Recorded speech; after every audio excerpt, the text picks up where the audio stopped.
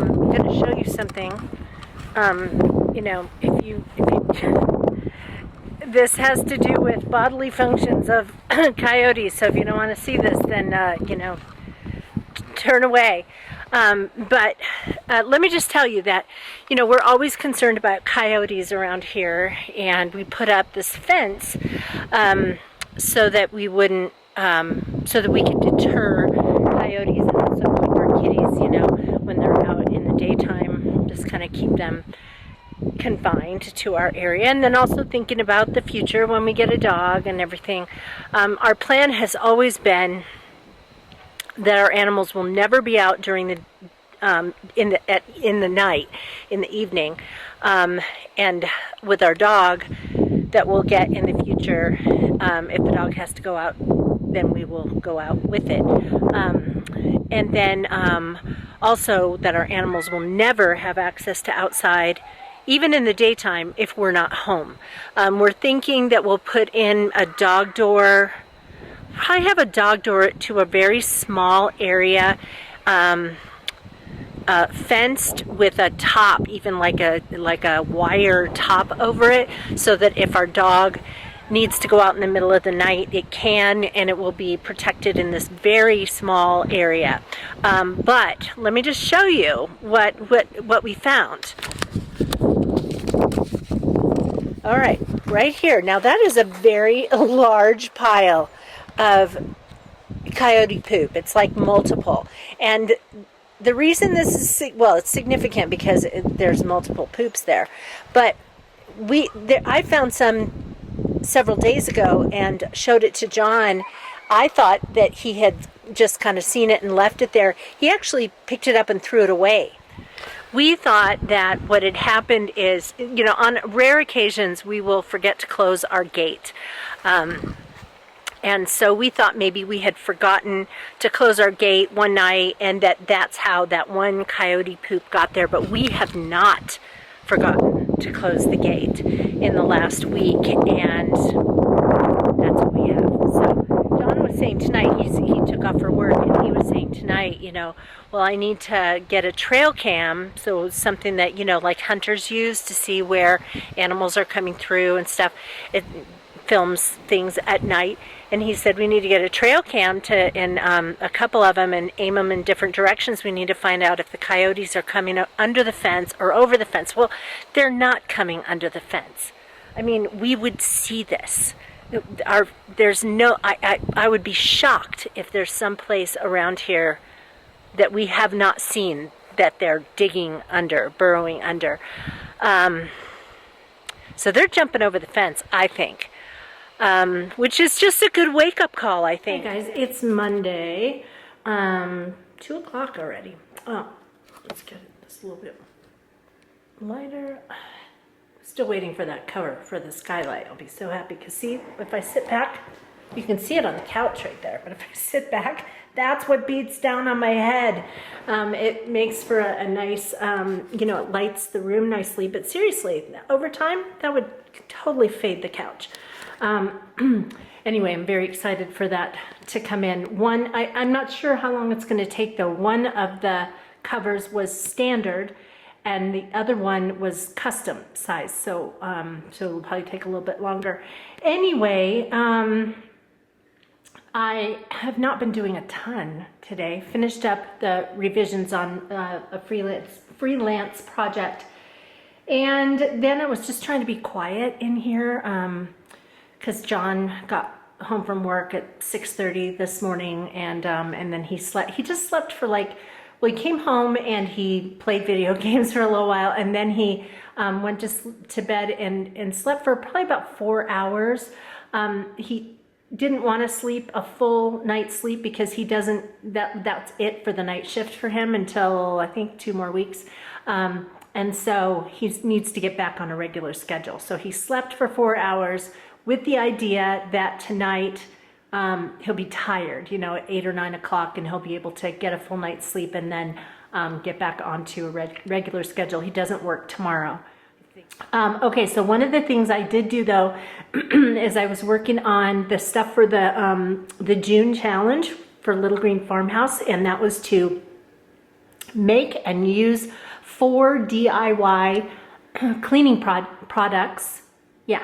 And so I made a glass cleaner that works amazing, you guys. I thought for sure that it would be a little bit like streaky or foggy, you know how they can look a little cloudy, certain kinds. And so, but it's like the glass is so clear. And I did my mirrors always have like a fog on them. Seems like no matter what I use, whether I'm using Windex or some kind of natural kind of a thing, it just always seems to have some kind of a film. But this was amazing, and it was just, what was it? I'm going to do videos on these, but it was vinegar, mostly water, some vinegar, and drops of lemon essential oil. And then I made a all-purpose cleaner. And I used that today to kind of clean the sinks and stuff in the bathroom. That has a little bit of Castile soap, some borax, lemon essential oil, and then the rest of the bottle is filled up with water. And then I made these toilet bombs. Let me show them to you. They're drying right now. Okay, these smell so good. Like you want to eat them, but don't.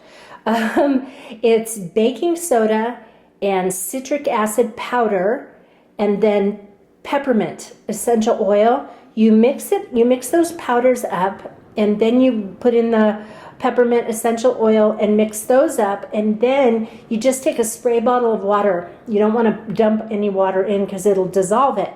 So you spray it and stir it, spray it and stir it. If you spray too much, you'll notice that it starts to bubble and fizz, and you don't want it to do that. So keep spraying, stirring, and then eventually you kind of touch it and you realize that it's clumping together. I'm not exactly sure why, but these are cold. Well, now that they're getting dry, they're not as cold, but they were so cold. It was like really weird. And so anyway, so then these things I have to sit out until tomorrow to dry, and then I can store them. You take one of these, and I did this already with some of them that hadn't completely dried. It didn't really matter, just mostly for storage purposes, why you need them to dry. But so I put one in each of my toilets. I dropped it in, it started to fizz. I let it sit and fizz. You don't need to stare at that the whole time. You can look at my face without makeup and look at that instead. But anyway, so you let it sit and fizz, and then I just, you let it sit for a few minutes, and then I went back with the toilet brush, and I kind of scrubbed around in there, and then I let it sit some more. I don't know if it would help, but I just thought because we have hard water, I thought maybe putting some of the stuff, around in the toilet a little bit before I flushed it would be a good idea. So I did that, and anyway, it smelled really nice, seemed to do a good job cleaning. It didn't remove the hard water stains that I have in there. I need to get on my pumice stone again. And the last thing for the challenge that I'm going to do for my fourth thing is make up my own laundry detergent, and I have everything for it. It uses washing soda and borax and I can't remember anyway, but it makes a powder laundry detergent. So but I need to get a tub. I need to get a tub that is pretty good size, but small enough that it can still sit on the shelf of the cabinet where I keep my laundry stuff. And so, I'll do that before the end of the month. That was the most exciting thing that I've done today. Yeah, anyway, I will be making something yummy for dinner tonight, and I'll show you that. I haven't quite decided. I've picked out about 5 things to make this week, and haven't decided which one I'm making for dinner tonight, but I'll show you that. So dinner tonight is out of the Oh She Glows cookbook, and one of my viewers, Nancy Lee, asked if you could just choose one, the Oh She Glows cookbook or Oh She Glows Every Day. I would probably start with Oh She Glows Every Day, not because the recipes are better, but because they're less complicated overall. But the ones in here aren't terrible, aren't terribly complicated. So this one is Taco Fiesta potato crisps. Looks like that. The slices of potato are in the oven right now, roasting. And then the quote-unquote meat in this is actually walnuts as a base. There's a little bit of oil, and then it's got chili powder and cumin and different things, and salt and pepper and cayenne. Actually, it's cayenne pepper, not regular pepper. And then you just kind of pulse it in the food processor, and it actually tastes really good. So I just took a bite, and it's really good. It's not the texture of meat by any means, but it definitely has that taco flavor. So I think this is going to be good. I took my, this is by Tofutti, Sour Supreme, better than sour cream. Took that and I mixed it with some dry mustard and lime juice, a little bit of garlic powder and some salt, and stirred that around, and it makes a nice little sour cream taste. And then I'll put, what else goes on there? Green onions and salsa.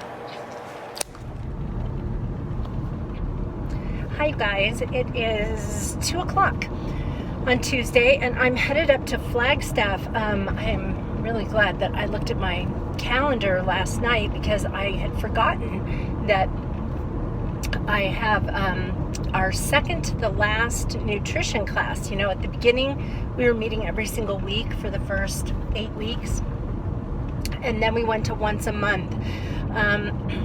I attended the one in March, I attended the one in April, the one in May I forgot about and didn't go.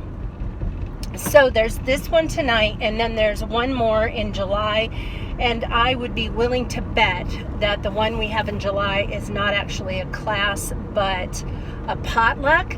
And we did that last summer for our last class, and that was, it wasn't just like, oh, you know, we're gonna celebrate our accomplishments and, you know, all this kind of stuff, but it was so enlightening because people brought stuff that had become favorites to them. And this was just over a 9-week period. That study was shorter. So this one will be over 6 months. There were several different recipes that I tried and just thought, hey, this is really good. So I'm hoping that they'll do that again. Be interesting tonight to see how many people are there. I know that one of my friends, I had 2 friends who were in this at the beginning, and they have both dropped out. Yeah, and then there's a couple of co-workers of mine, people I know who I work with, who I think are still doing it, not sure. But anyway, so it'll be really interesting to see how, you know, just how many people they have there. So I'm super excited about just the progress, and that I've made 18 pounds at this point. And then also I actually, you know, I'm excited for this study to be done 4 more weeks.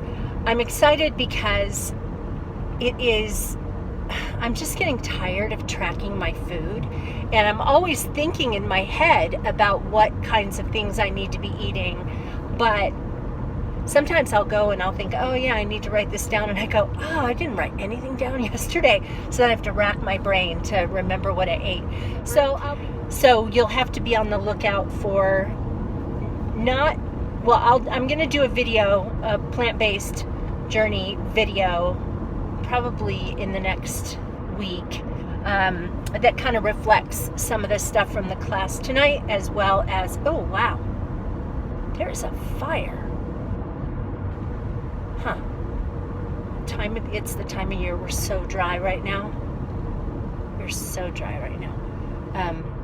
The monsoon rain season starts in July, and we are always just so grateful for that, because it gets so dry in May and June. Anyway, yeah, so the one after that, the very last plant-based journey one that I do, well, at least that goes along with this study, I may do periodic ones from time to time, but watch that one, because then I will be talking about my plans for how I'm going to continue to do most of what I have been doing, with a few minor changes. So anyway, yeah, so I am headed up to Flagstaff. This is not the class for the study is not until tonight at 5:30, and it's 2:15 right now. And so the reason I'm going up early, I'll get there about 3, and then I need to go to Sprouts and get some things. I have a cooler in the car with me, and then after that I'm going to go see my dad and hang out with him. It's about 20 minutes to 8. I'm on my way home. The class was really good tonight. It was mostly just things about motivation for continuing on with this, because we only have 1 more month of the study. You know, the class is so small now. A ton of people have dropped out, which is kind of sad. But I went to see my dad before I went to the class, and he is not good at all. He's just really out of it. He's been falling every day, and he doesn't remember it, because I was talking to him about his falls, and he said, I haven't been falling. I'm like, yeah, you have, Dad. And so anyway, he just was so out of it. And like at one point I said, well, I just talked to Mom, and she's coming over here at 5 o'clock to have dinner with you. And he was like, oh, okay, so that's in a little bit more than half an hour. And I said, yeah. So then we were talking about some stuff, and then I said, well, maybe we should head down to the dining room, and we can get a table, and then because Mom's going to be here to have dinner with you at 5 o'clock. And he said, oh, she is? So, you know, that had been like 15 minutes after I had said it. And so I sat down. There was a lady there. Her name is Margaret. She was my dad's first friend there. She actually was really kind and just kind of helped him over that really awkward part of transitioning to living there and stuff. She was just wonderful. And so anyway, Margaret was sitting in there having dinner, and I came up and hugged her, and she was like, I haven't seen you for so long, and I just keep missing her when I've been there. But anyway, so I sat my dad down at the table, and I pulled up a chair, and my dad was just kind of just really out of it. And so when I got up to leave, I said, okay, Dad, so Mom's going to be here in just a few minutes. She'll probably be here in 5 minutes, but I have to go to this class. And so Margaret said, I'm going to walk out with you. And so we start going out, and I said, he's really bad. And she said, he's really bad. And she said, I'm really worried about him. And she said, I'm worried he's going to hurt himself. So we're actually looking into some options, some things that there's the memory unit there. He's probably getting close to needing the memory unit, but it's got a waiting list. And then there's this other area called extended care. It's near where when he was in skilled nursing. And so my mom's going to find out if there's availability there, and then we'll just kind of see if sometimes he bounces back, but I don't know. He just, in the last couple of weeks, he's just seemed really bad. So anyway, so I left, and then 5 minutes later, I saw my mom driving in when I was leaving. And so my mom came in and went up to the table, and she said, hi. And he looked at her, and he said, when's your mom coming? And my mom's first reaction was that she was going to say, my mom died a long time ago. And it's getting darker. So anyway, that was her first thing. And then all of a sudden it dawned on her. She thought, oh, he thinks I'm Jennifer. And so Margaret was sitting at the table too, and they both were just like, oh. So my mom said, that's the first time he's ever not known who I was. So Anyway, and then when she said, what do you mean, where's my mom, he was like, yeah, your mom, she's late. So he still wasn't, I don't know if he ever clued in during dinner that if that was his wife or what, but apparently he thought that she was me, and we looked nothing alike. So yeah, I don't know, I have no idea. And you know, this kind of thing can just drag on, and they can just, you know, just fritter away little by little, and I hope that doesn't happen. I mean, I know he would hate that, you know, if he as his younger self, looking at his old age, I know that he would have thought, oh, please do not let that happen to me. So I don't know, I'm gonna see him on Sunday, Father's Day, and when we get together, you know, did I say that they're coming down, my mom and my oldest brother, my brother's coming in from Florida for Father's Day, and then my mom and my brother are bringing my dad down to our house. We're gonna have a barbecue in my dad's honor, and then my brother's gonna stay the night with us before he goes back to Florida, and then so my mom will take him back. So okay guys, I have to just tell you, now you can see the light outside. I mean, the sun is clearly going down. I can't even see the sun, it's behind the mountain over there, but it's still light out, as you can see, and a coyote just crossed the road. Yeah, I hate that coyote. And it's the thing that's weird is that, I mean, the coyote came from the side of the road that's just like all, you know, desert and stuff, and it's crossing the road and heading toward where neighborhoods are, neighborhoods in this rural area, probably going to see if it can pick off a chicken or something. It's Wednesday morning, no makeup. Anyway, a couple things to report.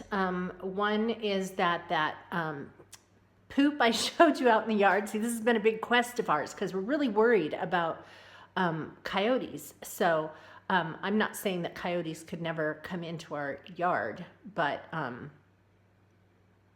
I don't think that is coyote poop. I have been doing a little bit of investigation, and you don't just love, I mean, you can Google anything. And then I went to Google Images, and I'm looking at all kinds of animal scat. And so anyway, I'm 99.5% positive that what we're finding is from raccoons. Does that mean that there's never been a coyote coming through our yard, even with the gate closed? It does not mean that, but at least right now we don't have, you know, on a regular basis, because, you know, I went out there this morning and there's more. So I think that these raccoons, and we knew that raccoons were an issue around here because the previous owner told us that the raccoons try to get the fruit from our trees before they do. So we're gonna have to do something about that. Anyway, other thing to report is my dad fell again today, and but this time, in the past, he's just fallen in his room, like on the carpet. And today his fall was in the bathroom, and apparently he bruised up his shoulder and his arm or wrist or something like that. So we are definitely moving to that point where something else is going to have to happen to help keep him safe. It's almost 6 o'clock. I am on my way over to worship rehearsal, and if you're wondering, does she sing every week? The answer is I sing almost every week. I didn't before, but we had another girl who sang harmony, and she and her husband are kind of taken off to go see the world and well, the country anyway, and so she's stepping down for a little while. So I told our worship director that I'd be happy to sing when I could. So I am singing this Sunday. Anyway, I just made a really good dinner. It was kind of an appetizer dinner, but it flopped in a way. I'll show you what it is. It was from the Oh She Glows cookbook, not Oh She Glows Every Day, just the regular Oh She Glows. And it was a kind of a fruit bruschetta. and it has cherries and strawberries, basil, mint, red onion, and some balsamic vinegar. You mix that together and kind of let it sit a little bit, and then you take a baguette, slice it, put a little bit of olive oil on each piece and toast it a little bit, and then you put the fruit bruschetta on top, the fruit mixture on top. Well, I bought this baguette a couple of days ago and did not realize that it was in some kind of special packaging that keeps it from molding, so that it lets some of the moisture out of the bag, and it was a block. I mean, it was absolutely dried out. I should have brought it home and cut it into pieces and put it in a Ziploc, but I didn't, and didn't realize that it was in that kind of a bag. So I broke it up into really small, not like crushed pieces, but into small pieces to make it more like a cracker. So it ended up tasting really good, but it would have been so much better if it had been on softer bread, clearly. Anyway, it was, I don't know, I think it was 97 today, but it is, and I think I might have mentioned to you that it's supposed to go up to 112. It's actually going up to 114 next week. That's what it's supposed to go up to. Yeah, and that's crazy for Camp Verde. It's not, Camp Verde is, their hottest month is supposed to be July, and the average high temperature in July is supposed to be 103. So for it to be 114 is pretty nuts. It's going to be really hot in Phoenix. I bet you it'll be close to hitting 120 in Phoenix. Yeah. So I'm glad I won't be down there. Really good news about my mother-in-law. She has been, of course, going through her chemotherapy. She has lost her hair completely now. But she's still in good spirits. She's really tired all the time. She's not having sickness like throwing up. She just feels really tired all the time, and then she has like digestive issues. But her, okay, so there's this cancer number. It's called the CA125, and in a person without cancer, that number is supposed to be 30. Hers was 1,600 at the beginning, and it's been steadily going down, and today it was down to 59. Can you believe that? She was so excited. She sent me a text, and she'd taken a picture of the report, and she was like, look, it's gone down. So I asked her, I said, so if the number comes down to 30 pretty soon, then do you still have to go through chemo like through September, which is the plan, or can you stop early? And she said, no, I have to go all the way through. So anyway, but really good news. So hi guys, it's almost 7:30 on a Thursday. I didn't film anything today. I was just, I was on the phone with my mom a lot today.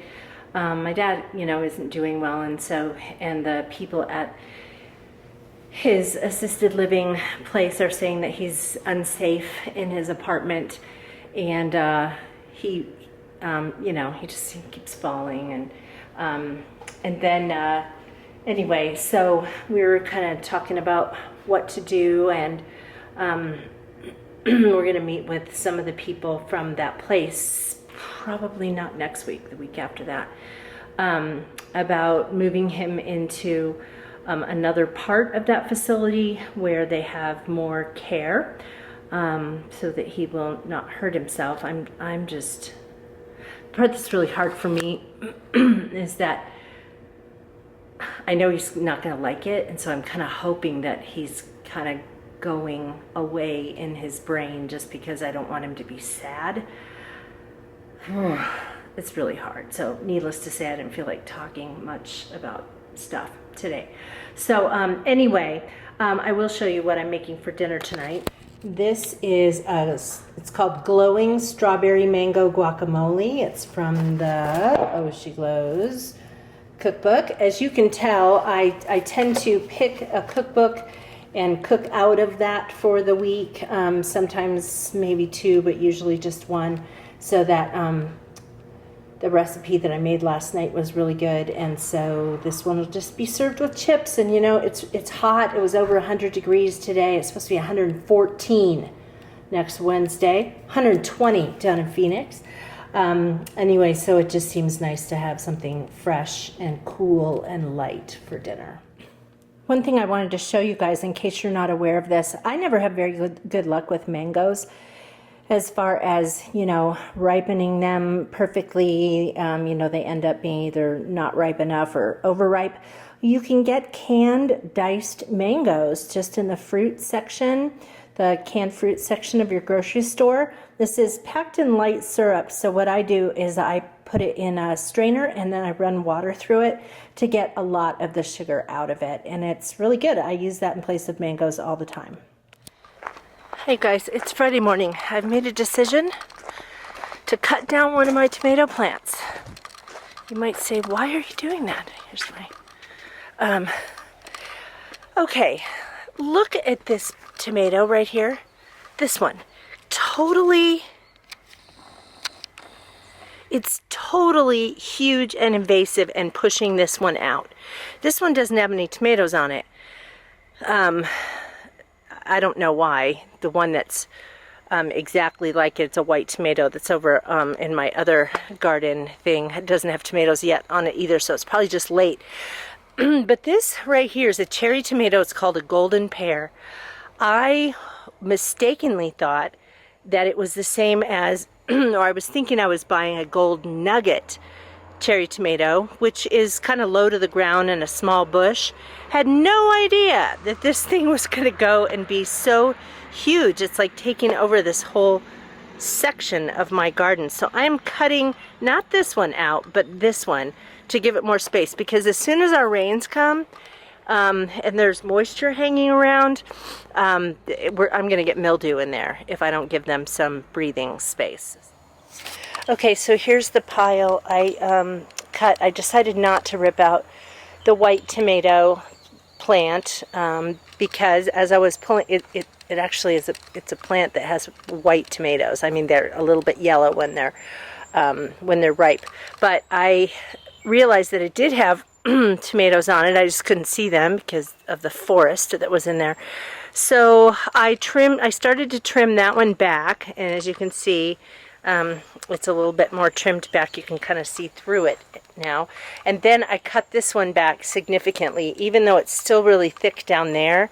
But there's so many tomatoes there, I don't want to cut those out yet. So I think what I'll do is hopefully those will ripen soon, and then I can remove those and then cut off some of those leaves before the rainy season comes.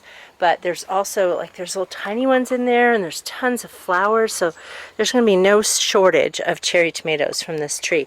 But I think from this bush. And would you just take a look at patty pan, zucchini, butternut squash, pumpkin is going crazy, and 2 spaghetti squashes back there. I have this gigantic forest of stuff. I clearly planted too much. Yes, folks, this does say 105. That's in the shade on my back porch. Hi guys, it's Saturday morning. As you can see, I've got all my blinds closed in the house. Going on, just getting ready to do a little bit of writing, and other than that, yeah. I'm not doing much of anything, you guys. I know some of you ask me, do you ever just not do anything? Well, sometimes I just don't do anything. A lot of times I'm busy. You know, that's why I have a channel called Busy Being Jen, but I am busy a lot of times, but not all the time. So today's going to be one of those days after I take care of a few things here. I'll probably just, I don't know, watch a movie. Oh, hey, I wanted to tell you guys, I figured out what the deal was with my hoarse voice, which was a direct result of this constant clearing of the throat, that you don't hear me do an awful lot because I edit things like that out. If I have to like really clear my throat, I start over again when I'm talking to you guys, and then I edit those things out. So anyway, but I was trying to think of timing for when all this happened, and it had been about 2 weeks, and I'm thinking, what, like, what happened at that time? What was I? So anyway, I remembered that was the time that I started using this steroid inhaler. I have what I guess I refer to as a seasonal asthma. I don't ever wheeze. It's just that in the springtime, I tend to get kind of a tight chest, and when I try to take a full breath of air, I feel like I'm not getting a full breath of air. And so, yeah, so anyway, I moved to the Verde Valley, the Green Valley, where everything blooms all the time. And so this has been a particularly difficult spring for me, and a regular inhaler has not really been doing the trick. So my doctor prescribed the steroid inhaler, which he went and looked up side effects, and one of the side effects is an throat irritation, like just kind of getting gunky in there, and yeah, and hoarse voice was one of the things too. So I stopped. I think in the last 3 days, I've only taken one puff of that. So I'm sure you guys probably noticed, if you were paying attention at all, that I don't sound as hoarse as I did. And yeah, I'm singing tomorrow at church. I really don't want to have a tough time with that. So none of that today. I mean, I could use my inhaler if I needed it, but I'm fine, but just not the steroid one. So anyway, there's the little update.